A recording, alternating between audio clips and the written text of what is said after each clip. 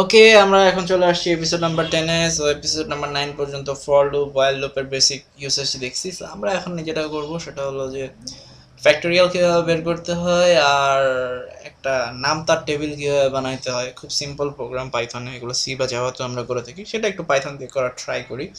So factorial বলতে আমরা যেটা বুঝি সেটা হলো যে আমি যদি বলি 6 এর ফ্যাক্টোরিয়াল কত, আমরা সাথে সাথে বলবো 720, এবং এটা আসে হচ্ছে 6 into 5 into 4 into 3 into 2 into 1 এইভাবে। তো এই ফ্যাক্টোরিয়ালটা বের করার জন্য অ্যাকচুয়ালি আমরা সি প্রোগ্রামিং হলে যে কাজটা করি খুব সিম্পল, সাম ইকুয়াল টু 1 ধরি, এরপর একটা ফর লুপ চালাই ফর আই ইন, এখানেও সেটা করবো, বাট এখানে পাইথনে যেভাবে ফর লুপ লিখতে হয় সেভাবে লিখবো। সো 6 ফ্যাক্টোরিয়াল চাচ্ছি, আমি ধরলাম যে আমাকে লুপটা ঘোরাতে হবে 6 পর্যন্ত। 6 দিয়ে এখানে কোডটা করলে একটু ভুল হবে, কেন হবে সেটা আমি বলতেছি পরে। So some is equals two হচ্ছে সাম ইন্টু আই, এভাবে দিব। দেওয়ার পরে আমার কাজ হচ্ছে জাস্ট বের হয়ে এসে এখানে প্রিন্ট করে দিব সামের মানটা। সো এখানে আউটপুট দেখাচ্ছে 120, বাট 6 এর ফ্যাক্টোরিয়াল হচ্ছে 720। এটার কারণ হচ্ছে লুপটা ঘুরতেছে 1 2 3 4 5 পর্যন্ত। কারণ যখনই আমি বলতেছি যে রেঞ্জ 1 টু 6, তার মানে হচ্ছে 6 থেকে যতক্ষণ ছোট ততক্ষণ পর্যন্ত ঘুরবে এবং সামের সাথে আয়ের মান গুণ করবে। সো এটা হচ্ছে আমার মেইন প্রবলেমটা। তো আমি এখানে যেটা করব সেটা হলো যে লুপটা যদি আমি 6 এর ফ্যাক্টোরিয়াল বের করতে চাই, লুপটাকে আমি 7th টাইম পর্যন্ত ইটারেট করাবো। কারণ 7-এর আমি যদি রেঞ্জে 1 টু 7 বলি, তাহলে হচ্ছে সে 6 পর্যন্ত লুপটা ঘোরাবে এবং আমাকে গুণ করতে সাহায্য করবে। সো আমি জাস্ট কি করব, কোডটাকে সাম ইকুয়াল টু 1 লিখে একটা ফর লুপ লিখবো for I in range 1 to 7।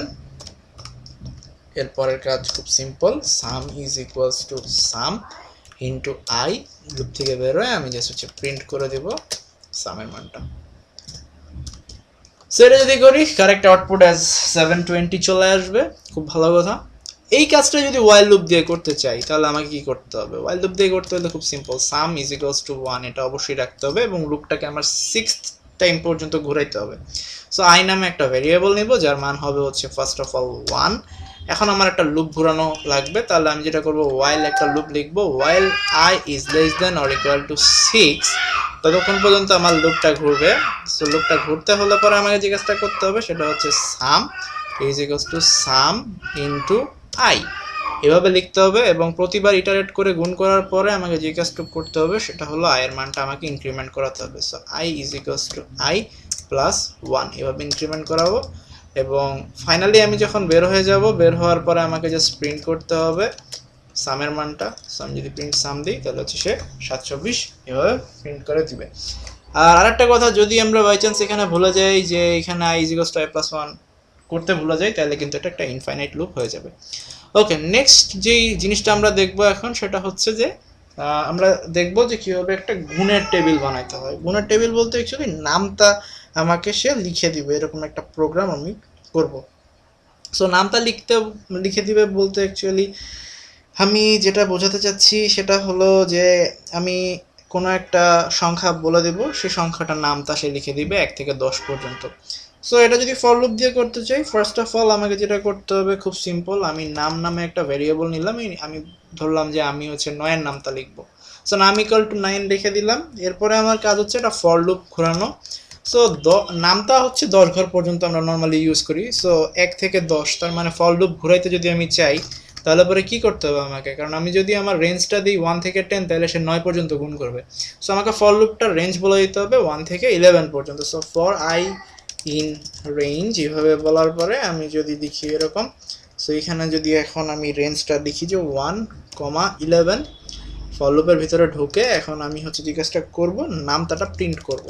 So print লিখার পরে এখানে আমি যে কাজটা করব সেটা হলো খুব সিম্পলভাবে যদি চাই আমি যে কাজটা করতে পারি সেটা হলো যে নাম ইন্টু আই, এভাবে যদি আমি লিখি তাহলে পরে 9 একে 9, 9 দুগুণে 18, এভাবে হচ্ছে সে সিরিয়ালি প্রিন্ট করতে যাচ্ছে। সো এই কাজটাই যদি আমি আর একটু সুন্দরভাবে করতে চাই তাহলে নাম ইকুয়াল টু 9, দেন হচ্ছে ফর আই ইন রেঞ্জ এভাবে লিখে 1,11 ভিতরে ঢুকে এভাবে লিখতে পারি প্রিন্ট, এখানে বললাম যে আমি নাম কমা মাল্টিপ্লিকেশন সাইনটা বইয়ে ছোটবেলায় বইতে যেভাবে হইতেছে, বাচ্চাদের বইতে লেখা থাকে নামটা যদি ওইভাবে প্রিন্ট করতে চাই তাহলে হচ্ছে আমি জিনিসটাকে এইভাবে করতে পারি। এবং এখানে কমা দিয়ে যদি বলি যে নাম ইন্টু আই, এবং এরপরে যদি আমি রান করি, এখানে বলতেছে যে invalid syntax, but why invalid syntax? Let's check it out.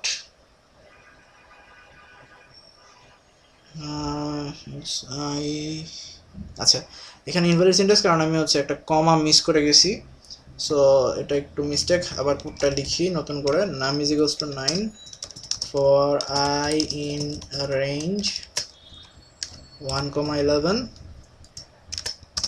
So আমি জাস্ট এই লাইনটা একটু কপি করি, এইখানে হচ্ছে একটা কমা মিস হয়ে গেছিলো, সো এখন শুড বি অলরাইট। সো আমি যদি এখন এটা প্রিন্ট করি তাহলে 9 একে 9, 9 দুগুণে 18, এভাবে সে হচ্ছে নামটা প্রিন্ট করে আমাকে দিবে। সো আমরা চাইলে পরে এই জিনিসটা ইউজারের কাছ থেকে ইনপুট নিয়েও কাজটা করতে পারি। সো সেই ক্ষেত্রে হচ্ছে আমরা এখানে ফাইলে গিয়ে নিউ একটা ফাইল ওপেন করে একটা এক্সিকিউটেবল ফাইল দিয়েও সেই কাজটা করতে পারি। সো এই কাজটাই যদি আবার আমরা ওয়াইল লুপ দিয়ে করতে চাই, যে নামটা লিখবো ওয়াইল লুপ ইউজ করে, তো ওয়াইল লুপ দিয়ে যদি আমরা জিনিসটা করতে চাই তাহলে পরে কী করতে হবে, খুব সিম্পল। ওয়াইল লুপ দিয়ে আমার এই কাজটা করতে চাইলে আমাকে যে কাজটা করতে হবে, অবভিয়াসলি নাম ইজ ইকুয়ালস টু 9 আগে থাকবে। এরপর আমাকে যে কাজটা করতে হবে, আমাকে আই নামে একটা জিনিস নিতে হবে, এটার মান হচ্ছে 1 দিয়ে শুরু হবে, এবং তারপরে হচ্ছে আমাকে ওয়াইলের মানটা লিখতে হবে। So while I less than or equal to 10, ততক্ষণ পর্যন্ত আমাকে কী কাজ করতে হবে, ভিতরে ঢুকতে হবে, ভিতরে ঢুকে আমাকে হচ্ছে এই কাজটুকু করতে হবে, এবং প্রতিবারে আমাকে হচ্ছে আয়ের মানটা ইনক্রিমেন্ট করতে হবে। তাহলে এখানে আমার লিখতে হবে I is equals two I plus 1 এভাবে, এবং তারপরে আমি যদি জাস্ট বের হয়ে যাই তাহলে একইভাবে ওয়াইল লুপ ঘুরে ঘুরে 9 ঘরের নামটা প্রিন্ট করে দিল। নাম ইজ ইকুয়ালস টু 9 এর জায়গাতে যদি অন্য কোনো সংখ্যা দিই তাহলে অন্য সংখ্যার 10 ঘর পর্যন্ত নামটা এভাবে আমরা খুব সহজে প্রিন্ট করে ফেলতে পারি। সো এই ছিল আমাদের লুপিং স্টেটমেন্টের বেসিক আইডিয়া।